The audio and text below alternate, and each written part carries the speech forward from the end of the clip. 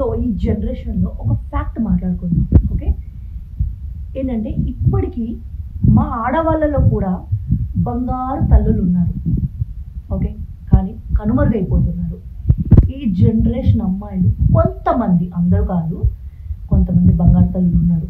కొంతమంది ఎట్లున్నారంటే చేసే కథలన్నీ వేస్తారు, చేసే వేషాలన్నీ వేస్తారు. కానీ వాళ్ళు ఏదైనా ప్రమాదంలో మునిగిపోతున్నారన్న టైంకి సింపతితో ఒక ఉమెన్ కార్డ్ యూజ్ చేసి ఎమోషనల్గా ఆడపిల్ల నేను అని జనాలని పిచ్చోళ్ళని చేస్తారు. కానీ ఎమోషన్స్ అన్నీ ఆడవాళ్ళకేనా, మగవాళ్ళకు ఉండవా? అసలు జనాలు ఎట్లున్నారంటే మగాళ్ళకి నిజంగా చెప్పాలంటే రోజులు లేవు. ఇది నేను ఫ్యాక్ట్ మాట్లాడుతున్నా.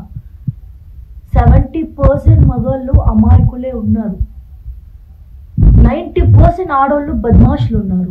ఇది నేను ఒక ఉమెన్గా చెప్తున్నా. బయట ఒక మగాడికి అన్యాయం జరిగితే దాన్ని లైట్ తీసుకుంటారు.